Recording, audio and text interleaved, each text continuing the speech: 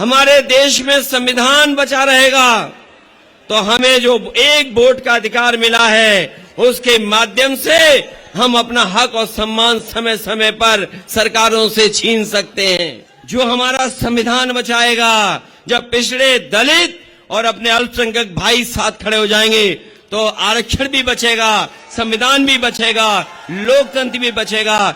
और ये पीडीए ही है जो एनडीए को हराने का काम करेगा। कि ये सरकार के लोग न कानून को मानते हैं न संविधान को मानते हैं, और जो लोग कानून और संविधान को नहीं मानते हैं, अगर ये 24 में दोबारा सरकार में आ गए तो हमें और आपको भी नहीं मानेंगे, हमें और आपकी भी वो परवाह नहीं करेंगे। नौकरियों में पीडीए वाले कहाँ हैं? पीडीए वाले, ये जो अग्निवीर है, आधी अधूरी नौकरी, हम इसके पक्ष में नहीं हैं। आप लोकसभा जिताइए, आप लोकसभा जिताइए, अग्निवीर जैसी व्यवस्था को समाप्त कर करके फौज की पक्की नौकरी देने का काम समाजवादी लोग करेंगे। तो जाति जनगणना कर करके आबादी के हिसाब से जो जितना आबादी में है उसको उतना हक और सम्मान मिलना चाहिए। इसलिए लड़ाई हमारी बड़ी जरूर है, लेकिन 24 में इस लड़ाई को हम लोग जीतने का काम करेंगे। आज का दिन जहां ऐतिहासिक है, आज का दिन हमारा संविधान दिवस है। ये संविधान दिवस जो हमें बताता है कि अगर हमारा लोकतंत्र जिंदा रहेगा, हमारे देश में संविधान बचा रहेगा, तो हमें जो एक वोट का अधिकार मिला है उसके माध्यम से हम अपना हक और सम्मान समय समय पर सरकारों से छीन सकते हैं। इसलिए आज संविधान दिवस के उपलक्ष्य में जो महारैली हो रही है उसके लिए मैं बधाई देता हूं। कल मैं बिजनौर में था। कल बिजनौर में समाजवादी पार्टी की सामाजिक न्याय यात्रा खत्म हुई थी। वो लगभग 16 जिलों से होकर के गई थी। हमारी पार्टी के तमाम नेताओं ने 16 जिलों में उस कार्यक्रम को सफल ही बनाया, और रामअवतार सैनी जो समाजवादी पार्टी के विधायक हैं वो नेतृत्व कर करके कल अपनी विधानसभा में बिजनौर में उन्होंने समापन किया था। उस कार्यक्रम में मैं शामिल हुआ। उसमें भी ऐतिहासिक जन सैलाब था। उससे पहले आपको पता होगा, जब 22 तारीख से पहले 21 तारीख को पीडीए की जो पदयात्रा और जो हमारी साइकिल यात्रा नौजवान लेकर के निकले थे, वो लगभग 5000 किलोमीटर से ज्यादा पूरे उत्तर प्रदेश में कई विधानसभा में घूमे थे। वो 5000 से ज्यादा किलोमीटर की यात्रा हमारे 40 जिलों से होकर के गई थी, और उसके बाद वो सैफई में समापन हुआ था नेताजी के कार्यक्रम से पहले। मैं उनको भी बधाई देता हूं, साइकिल और पदयात्रियों को, जिन्होंने पीडीए यात्रा 40 जिलों में निकाली। सामाजिक न्याय यात्रा जो रामअवतार सैनी के साथ उत्तर प्रदेश के दूसरे हिस्से के नेताओं ने यात्रा निकाली, उन्हें मैं बधाई देता हूं। आज मैं जहां अपने कानपुर देहात, कानपुर, वहां के नेताओं को बधाई देता हूं, और विशेष हम राजा रामपाल जी को बधाई देता हूं कि जिन्होंने सभी नेताओं को बुला करके और हमारे कार्यकर्ताओं को इकट्ठा किया है। ये साथियों, मैं आपसे कहना चाहता हूं, लोग इस बात को महसूस नहीं करते होंगे कि ये संविधान नहीं बचेगा तो क्या होगा, और कानपुर से बेहतर कोई लोगों को समझाया नहीं जा सकता। मैं याद करता हूं वो दिन जिस समय बुलडोजर से और झोपड़ी में आग लगा करके एक मां बेटी की हत्या कर दी गई थी। आपको याद है कि नहीं याद है? इसी जिले में एक मां बेटी जो अपने न्याय के लिए मांग कर रही थी, सरकार के बुलडोजर ने और सरकार के अधिकारियों के सामने झोपड़ी में आग लगी, उनकी जान चली गई। उनके मान और सम्मान की किसी को चिंता नहीं रही। और आप नौजवान साथियों हो, आज के जमाने में कोई बात छिपी नहीं है। अगर आज भी आप उस समय प्रदेश की सरकार के डिप्टी सीएम ने, उन्होंने क्या कहा था उसके परिवार के बेटे से, कहा कि हम तुम्हारे परिवार के हैं। मैंने मुख्यमंत्री और उप मुख्यमंत्री का वो वीडियो देखा मैंने। वो गिड़गिड़ा रहे थे उस परिवार के सामने, गिड़गिड़ा करके कह रहे थे कि मैं आपके परिवार का हूं, परिवार के बीच का समझो। मैं तब तक शांत नहीं रहूंगा जब तक आपको न्याय नहीं दिला दूंगा। बताओ यहां खड़े हुए लोगों, क्या उस मां बेटी को न्याय मिल गया? वही उनका बेटा न केवल जिलाधिकारी के पास बहुत से अधिकारियों के सामने चक्कर काटता रहा, लेकिन उसे न्याय नहीं मिला। अभी कुछ दिन पहले मैं एक परिवार से मिला था यहां पर आकर के। वो सिख समाज का परिवार था, उसकी दवाई की दुकान है, लेकिन एक बीजेपी के नेता से उसका झगड़ा हो गया। और झगड़ा ऐसा कि वो सीसीटीवी कैमरे में है। वो मना करता रहा, उसकी पत्नी मना करती रही, लेकिन वो बीजेपी का नेता रुका नहीं। उसको न केवल अपमानित किया, मारा पीटा, और इतना मारा कि उसकी आंख चली गई। पता नहीं रोशनी आएगी कि नहीं आएगी। बहुत लोगों ने दबाव बनाया, तब जाकर के वो जेल गए हैं लोग, तब जेल गए हैं वो लोग। केवल वही घटना नहीं, यही कानपुर में एक बीजेपी के नेता ने एक किसान से 6 करोड़ रुपए का चेक देकर के जमीन लिखवा ली। और जब किसान को पता लगा कि उसकी जमीन की कीमत ज्यादा भी हो सकती है, लेकिन बीजेपी का नेता बहुत होशियार था। उसने उस सीधे साधे किसान से कहा कि चेक में कुछ गड़बड़ी है, हमें वापस कर दो, हम तुम्हें दोबारा दे देंगे। आपने पढ़ा होगा, जाना होगा, वो परिवार दूर नहीं रहता, यहीं पर रहता है। उस चेक को वापस लिया और बीजेपी के नेता ने उस चेक को फाड़ दिया।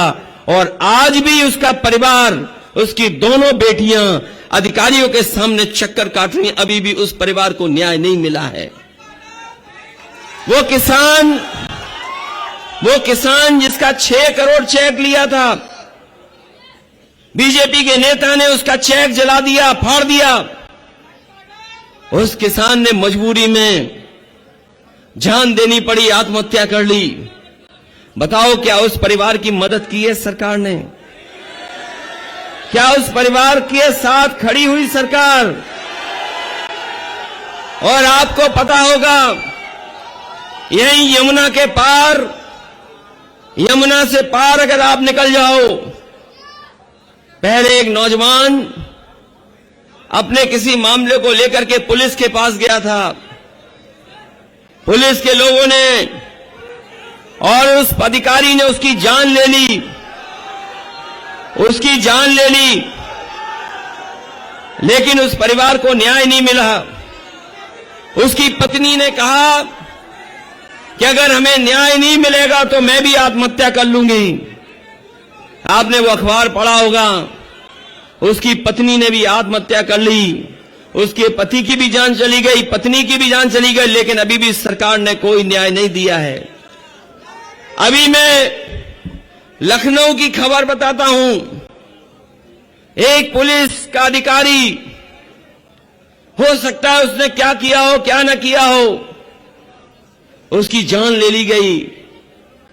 और जान जब चली गई, जब उसकी जान चली गई, तो पुलिस उस छानबीन में लगी।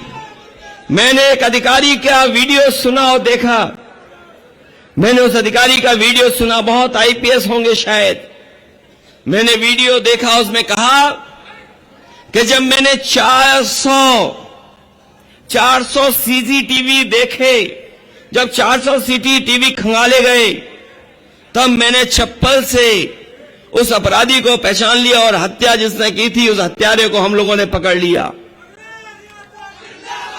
अगर आप अपने पुलिस अधिकारी के हो जिसकी हत्या हो गई हो, 400 सीसीटीवी खंगाल लिए हो आपने, उस अपराधी को पकड़ लिया, मैं तो उसी सरकार से कहना चाहता हूं 400 सीसीटीवी की जरूरत नहीं है, केवल 10 सीसीटीवी रास्ते के आप खंगाल लेना। गाड़ी कैसे पलटी थी उसकी पोल खुल जाएगी। जो लोग 400 सीसीटीवी खंगाल रहे हैं लेकिन उनकी हैसियत नहीं है कि 10 सीसीटीवी खंगाल लें, और मैं कहता हूं 10 सीसीटीवी तो अलग बात है। यहीं पर एक नौजवान की मोटरसाइकिल फर्जी इनकाउंटर हुआ था इलाहाबाद को लेकर के, जिसमें हमने और आपने लाइव देखी थी हत्या। उसी के परिवार की एक यहां बेटे की हत्या हुई। अगर आप 400 सीसीटीवी खंगाल सकते हो, क्या आप यहां पर रास्ते में 5, 10, 15, 20 सीसीटीवी नहीं खंगाल सकते हो? ये बात मैं इसलिए कह रहा हूं कि ये सरकार के लोग न कानून को मानते हैं न संविधान को मानते हैं, और जो लोग कानून और संविधान को नहीं मानते हैं, अगर ये 24 में दोबारा सरकार में आ गए तो हमें और आपको भी नहीं मानेंगे, हमें और आपकी भी वो परवाह नहीं करेंगे। इसलिए 24 जरूरी है। 24 का परिणाम, 24 का ऐसा परिणाम हो कि न केवल समाजवादी लोग जीते बल्कि संविधान भी बचे और लोकतंत्र भी बचे। उसके लिए मैं आपसे निवेदन अपील करने आया हूं। ये मैं घटनाएं इसलिए बता रहा हूं, ये घटनाएं मैं इसलिए बता रहा हूं कि बीजेपी के लोग न्याय नहीं देंगे, न्याय नहीं मिलेगा इनकी सरकार में। इनकी सरकार में न्याय नहीं मिलेगा। और आपसे बेहतर कौन जानता होगा जिसे तहसील और थाने में जाना पड़ता होगा काम को लेकर के? बताओ, थाने और तहसील में लूट हो रही है कि नहीं हो रही है? यही जो 100 नंबर पुलिस को दिया था 112 करके मुख्यमंत्री जी ने 112 कर दिया, और बताओ 112 के बाद पुलिस ने भी अपना रेट बढ़ा लिया कि नहीं बढ़ा लिया? वो यही की घटना होगी। अभी तक तो पुलिस चोर को पकड़ती थी, हमने और आपने यही समझा और यही देखा है कि पुलिस चोर को पकड़ती है। लेकिन पहली बार कानपुर के लोगों ने देखा होगा और कानपुर के देहात के लोगों ने कि पुलिस ने चांदी चोर पुलिस को पकड़ा था। पकड़े थे कि नहीं पकड़े थे? और जब कभी मैं ये ड्रोन देखता हूं अपने सामने, ये उड़ता हुआ ड्रोन मुझे याद दिलाता है कि 2000 रुपए में कहीं चिप तो नहीं लगाई हुई है। यहां तो किसी की जेब में 2000 रुपए की चिप नहीं होगी, न रुपया होगा। पत्रकार साथियों, आपकी जेब में तो नहीं है, क्योंकि यही ड्रोन ढूंढ लेगा आपको। ये ड्रोन केवल हम लोगों की फोटो नहीं ले रहा है, ये 2000 रुपए चिप लगा हुआ ढूंढ रहा है। बताओ ये कैसी सरकार है जिसने 2000 रुपए छापे और 2000 रुपए बंद कर दिए। ये पहली सरकार है और केवल 2000 रुपए नहीं बंद किए थे। याद कीजिए, इन्होंने पूरे के पूरे रुपए बंद किए तो कहा था कि भ्रष्टाचार नहीं होगा, आतंकवाद खत्म हो जाएगा अगर रुपए बंद हो जाएंगे। याद कीजिए, इन्हीं बीजेपी के लोगों ने नोटबंदी की थी, वो रुपए बंद कर दिए। क्या बताओ, भ्रष्टाचार खत्म हो गया? क्या लूट खत्म हो गई? सबसे ज्यादा अगर लूट रहा है कोई तो बीजेपी के लोग लूट रहे हैं, बीजेपी के लोग लूट रहे हैं। ये लोग कभी कभी समाजवादियों को ये आरोप लगाते हैं, लेकिन मैं दावे के साथ कह के जा रहा हूं मैं आज, और इसका रिकॉर्ड हमारे पत्रकार साथी बद निकाल करके दिखा दें, अखबारों में छाप दें। अगर पूरे प्रदेश में भूमाफिया कोई है तो भारतीय जनता पार्टी के नेता है भूमाफिया। आज उत्तर प्रदेश में अगर सबसे ज्यादा जमीनें कोई खरीद रहा है और हेरा फेरी कर रहा है तो वो भारतीय जनता पार्टी के लोग हैं। वैसे तो हमारे मुख्यमंत्री जी ये कहते थे कि हम 4 बजे जग करके योगा करते हैं। 4 बजे जग करके, हमारे साथियों ने देखा होगा वो वीडियो जिसमें मुख्यमंत्री जी एक टांग पे खड़े होकर के योगा कर रहे थे। एक टांग पे खड़े होकर के, बताओ वो कोई योगा था? कोई आदमी लड़खड़ा रहा हो, क्या वो योगा मानोगे आप? हमने तो कई बार कहा कि अगर योगा ही करना था तो नाक में बंद करके अलोम विलोम भी कर लेते तो शायद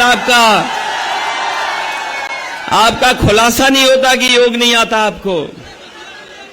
योग तो हम लोगों ने करते देख लिया उनको, और जो हमारे विधायक लोग मंच पे बैठे हैं उन्होंने उनकी गिनती भी एक बार सुनी होगी। गिनती एक सवाल को लेकर के जब विधानसभा में चर्चा हो रही थी तो मुख्यमंत्री जी ने आरोप लगाया समाजवादियों पर, और आरोप लगाया क्या जब समाजवादी लोग होते थे तो 46 में 56 को नौकरी दे देते थे। मैंने खड़े होकर के पूछा कि 46 में 56 वाली सूची कब दोगे? आज तक सूची नहीं मिली 46 में 56 वाली, और अभी हम विधानसभा में जा रहे हैं, कई महीने जा चुके हैं, अभी तक 46 में 56 नहीं मिली सूची। हम लोग सूची भी मांगेंगे 46 में 56 वाली, और उनसे ये भी पूछेंगे, बताओ नौकरियों में पीडीए वाले कहां हैं? पीडीए वाले, ये जो पीडीए का नारा है हमारे साथियों, ये पीडीए का नारा कोई मामूली नारा नहीं है। ये पीडीए का नारा ही है जो हमारा संविधान बचाएगा। जब पिछड़े, दलित और अपने अल्पसंख्यक भाई साथ खड़े हो जाएंगे तो आरक्षण भी बचेगा, संविधान भी बचेगा, लोकतंत्र भी बचेगा, और ये पीडीए ही है जो एनडीए को हराने का काम करेगा। बताओ, पीडीए की मदद करोगे आप कि नहीं करोगे? और इधर तो आपने क्रिकेट मैच तो देख ही लिया होगा।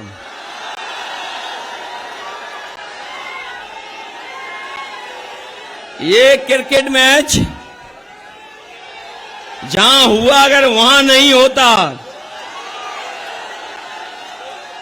जो समाजवादियों ने ठीक करवाया ग्रीन पार्क, बताओ पत्रकार साथियों, अगर ग्रीन पार्क में होता तो हम लोग जीत जाते कि नहीं जीत जाते? और ग्रीन पार्क चलो होता तो ठीक बात थी, अगर लखनऊ में भी होता एकाना वाला जो समाजवादियों ने बनवाया तो भी जीत जाते। ये बीजेपी वाले दूसरों को बहुत नाम देते थे। ये बीजेपी वाले हजारों करोड़ रुपए देकर के लोगों को बदनाम करते थे। ये जो मुख्यमंत्री कार्यालय है, ये मुख्यमंत्री कार्यालय भी बदनाम करने में लगता था। पैसे दे दे करके ये खबर चलाओ, ये न्यूज चलाओ।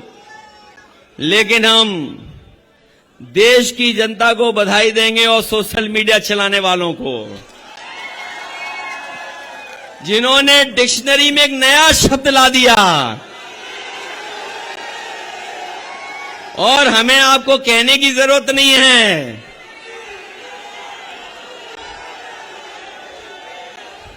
हम लोगों को कहने की जरूरत नहीं है। वो तो ऐसा नाम जो ट्रेंड कर गया, पूरे देश में ट्रेंड कर गया, दुनिया में ट्रेंड कर गया।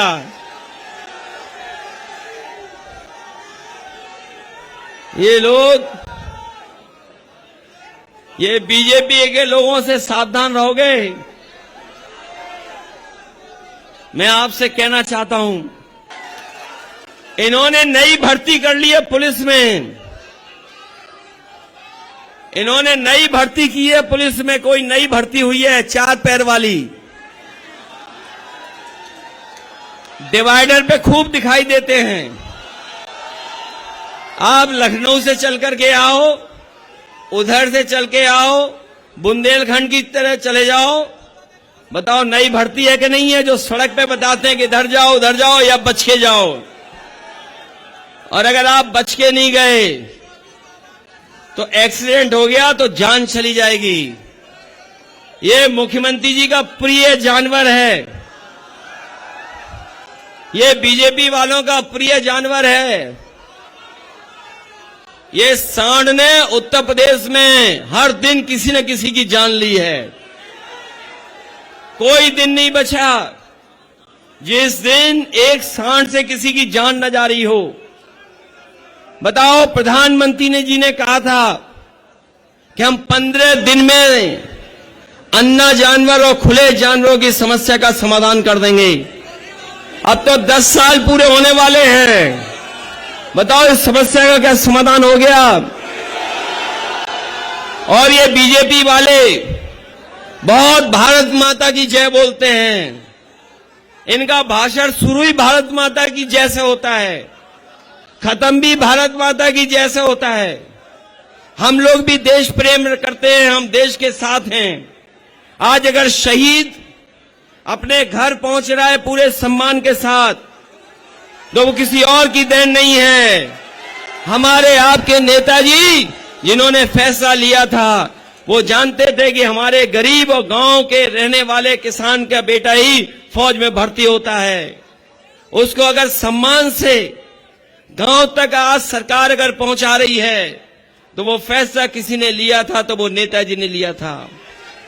मैं अपने नौजवानों से कह के जा रहा हूं, मैं अपने नौजवान साथियों से कह रहा हूं, ये जो अग्निवीर है आधी अधूरी नौकरी, हम इसके पक्ष में नहीं हैं। आप लोकसभा जिताइए, आप लोकसभा जिताइए, अग्निवीर जैसी व्यवस्था को समाप्त कर करके फौज की पक्की नौकरी देने का काम समाजवादी लोग करेंगे। ये लोग, जो लोग पीडीए के खिलाफ हैं, अब पीडीए की बात केवल पीडीए के नारे तक नहीं है। पीडीए की जो लड़ाई है वो आगे बढ़ेगी, वो आगे तभी बढ़ेगी जब संविधान के तहत बाबा साहब भीमराव अंबेडकर जी ने जो संविधान दिया, उसके तहत दलित भाइयों को तो आरक्षण मिला है, मंडल कमीशन से आरक्षण पिछड़ों को मिला है। इस लड़ाई को और आगे बढ़ाना पड़ेगा। तो जाति जनगणना कर करके आबादी के हिसाब से जो जितना आबादी में है उसको उतना हक और सम्मान मिलना चाहिए। इसलिए लड़ाई हमारी बड़ी जरूर है, लेकिन 24 में इस लड़ाई को हम लोग जीतने का काम करेंगे। आप लोग मदद करना, हमारी सहयोग करना। आप लोग बताओ तैयार हो कि नहीं हो? और इस बार इसीलिए पहले आ गए आपसे मदद मांगने, क्योंकि आज मदद मांगेंगे तो आप वोट भी अपने बनवा लोगे, अपनी वोटर लिस्ट भी ठीक करवा लोगे। पिछली बार किसी ने नहीं हराया हमें और आपको अपनी वोटर लिस्ट और अपने बूथ सेक्टर को ठीक करना है, क्योंकि यही लड़ाई में हमें कामयाबी देंगे। क्योंकि बूथ सेक्टर ठीक होगा, वोट हमारे पूरे होंगे, तो हमारा वोट इतना है जिसका कोई मुकाबला नहीं कर सकते बीजेपी वाले। बताओ बीजेपी के लोग झूठ बोलते हैं कि नहीं बोलते हैं? कितना बड़ा झूठ बोलते हैं। अरे उनकी हर बात झूठी है। झूठे हैं कि नहीं हैं? उन्होंने कहा नौकरी दे देंगे। बताओ नौकरी कितको मिली है? बोले कारखाने लग गए। बताओ कहां कारखाना लगा दिया इन्होंने? कह रहे बिजली हमने फ्री दे दी 24 घंटे। बताओ 24 घंटे बिजली मिल रही क्या? हमारे किसान भाइयों आय दोगुनी हो गई क्या आपकी? खाद मिल पा रही है कि नहीं मिल पा रही है? बताइए। ये कह रहे थे किसानों की आय दोगुनी हो जाएगी।